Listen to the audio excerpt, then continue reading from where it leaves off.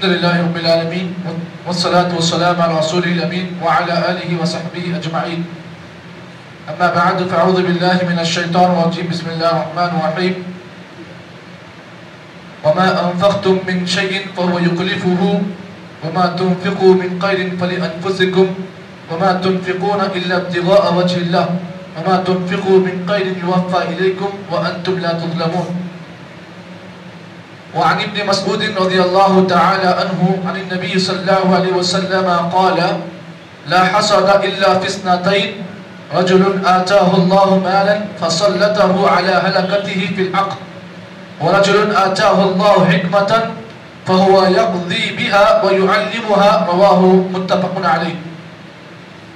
ایک نیا باب شروع ہوا ہے. باب ہے باب الکرم والجود والانفاق فی وجوہ الخیر. اس بات کا بیان کہ آدمی کو اللہ کی راہ میں مال خرچ کرنا چاہیے اور مال خرچ کرنے میں آدمی کو سخی ہونا چاہیے.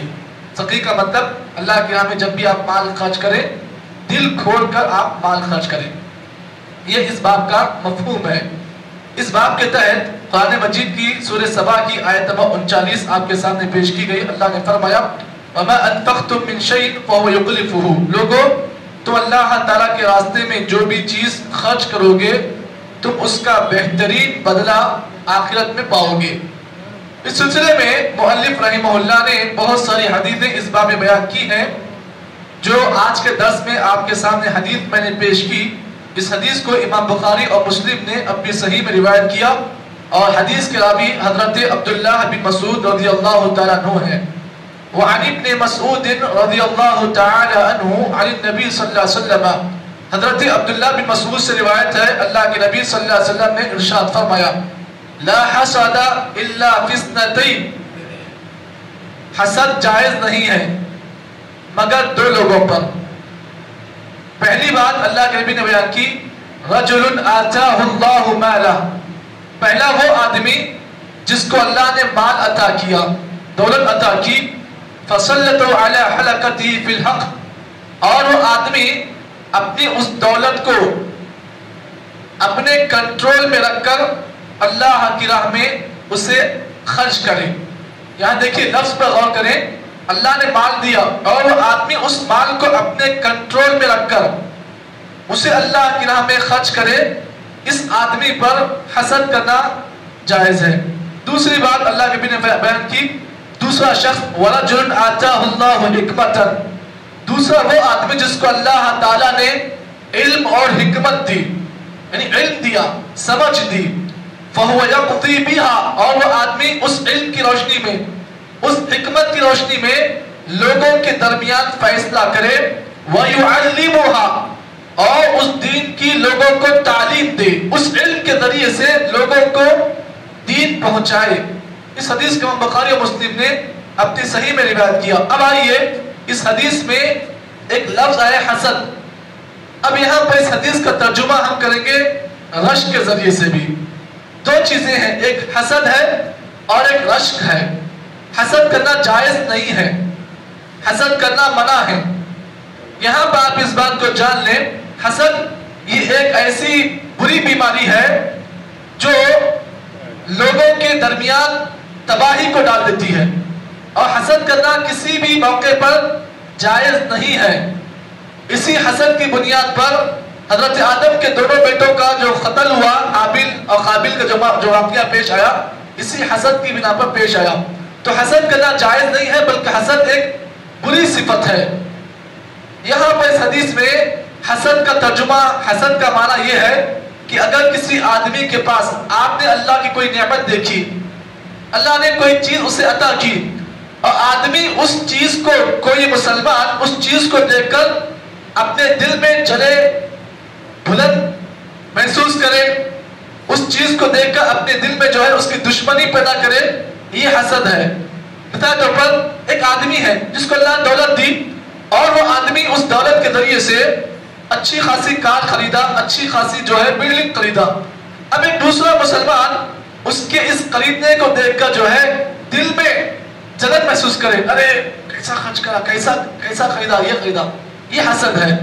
ایک ہے رشک رشک کرنا جائز ہے. رشک کا مطلب یہ ہے کہ اللہ تعالیٰ نے کسی انسان کو کوئی نعمت دی, آپ اس کی اس نعمت کو دیکھ کر تمنا کریں کہ اللہ اس کو تو نے جو نعمت دی, اے اللہ اے کاش مجھے بھی تو نعمت عطا کرتا تو میں بھی ایسا کرتا. یہ ہے رشک. تو رشک کرنا جائز ہے, حسد کرنا جائز نہیں ہے. یہی فرق ہے حسد اور رشک میں. اب یہاں پر اس حدیث میں اللہ کے نبی صلی اللہ علیہ وسلم نے جو بات بیان کی, کہا آپ صلی اللہ علیہ وسلم نے حسد کرنا جائز نہیں ہے, یعنی رشک کریں آپ. کن لوگوں پر؟ 2 لوگوں پر. پہلا وہ آدمی جس کو اللہ رب العالمین نے مال عطا کیا اور وہ آدمی اس مال پر کنٹرول کر اسے اللہ کی راہ میں خرچ کرے, تو ایسے آدمی پر آپ رشک کر سکتے ہیں. ایک آدمی ہے جو اللہ کی راہ میں بے دریغ خرچ کر رہا ہے, لاکھوں کروڑوں روپے اللہ کے راہ میں خرچ کر رہا ہے. آپ ایسے آدمی کے خرچ کرنے کے جذبے کو دیکھ کر آپ بھی تمنا کریں, اے اللہ اے کاش, اے اللہ اگر تو بھی مجھے دولت دیتا تو میں بھی تیری راہ میں بہت خرچ کرتا.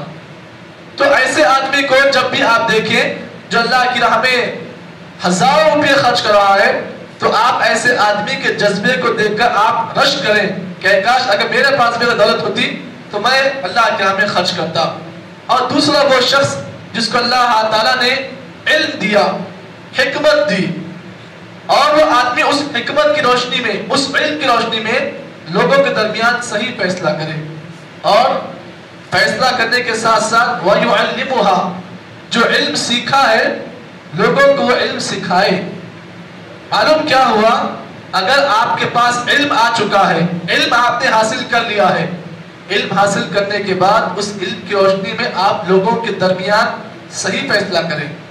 2 لوگ آپس میں جھگڑا کر رہے ہیں, تو آپ عالم ہونے کے ناطے آپ کا فریضہ بنتا ہے کہ آپ دونوں کے جھگڑوں کو سن کر حق والے کا ساتھ دیں آپ, اور ناحق کے خلاف آپ فیصلہ اس کے خلاف آپ دیں. یہ آپ کے علم کا ایک مرتبہ ہے. اگر آپ دیکھ رہے ہیں کہ دونوں لوگ آپس میں مار رہے ہیں, جھگڑا کر رہے ہیں, آپ کے پاس علم ہے لیکن علم کی روشنی میں بھی آپ فیصلہ نہیں کر رہے ہیں, یہ غلط بات ہے. اور دوسری چیز, علم آ جانے کے بعد آدمی کو چاہیے اپنے علم کو عام کرے, لوگوں کو علم پہنچائے, لوگوں کو علم سکھائے. اور جو آدمی اگر علم سیکھنے کے بعد اپنے علم کو سینے میں دباتا ہے, سینے میں دبانے کا مطلب علم کو چھپاتا ہے, لوگوں میں علم کو عام نہیں کرتا ہے, تو اللہ کے نبی صلی اللہ علیہ وسلم نے فرمایا الجم یوم القیامت لجام من النار, اللہ تعالیٰ ایسے انسان کو قیامت کے دن جہنم کی لگام پہنا کر جہنم کے آگ میں داخل کرے گا. تو معلوم کیا ہوا, اگر آپ کے پاس علم ہے, آپ عالم بن چکے ہیں, علم آپ کے پاس آ چکا ہے, تو آپ کا یہ کام ہونا چاہیے کہ اپنے علم کو آپ عام کریں. کہاں جہاں کہیں بھی ہو آپ علم عام کریں. محبوب نگر ہے, حیدرآباد ہے, جہاں کہیں بھی ہو آپ کے علم سے لوگوں کو آپ فائدہ دیں. یہ آپ کے علم کے لیے بہت اہم بات ہے. اور علم حاصل کرنے کے بعد سینے میں رکھ کر آپ علم کو چھپا رہے ہیں, لوگوں کو علم کا دعوت نہیں دے رہے ہیں, تو پھر ایسے عالم کے لیے قیامت کے دن بہت بڑی وعید اللہ کے نبی نے اس حدیث میں بیان کی ہے. آگے انشاءاللہ اور بھی باتیں ہیں کل کے درس میں آپ کے سامنے بیان کی جائے گی. اللہ دعا کریں کہ اللہ تعالیٰ مجھے اور آپ کو جتنی باتیں اس حدیث کی روشنی میں بتائی گئی ہیں, اللہ صحیح معنی میں ہم تمام کو عمل کی توفیق عطا فرمائے. سبحان اللہ بحمدہ, سبحانک اللہم بحمدک, نشہد ان لا الہ الا انت, نستغفرک و نتوب الیک.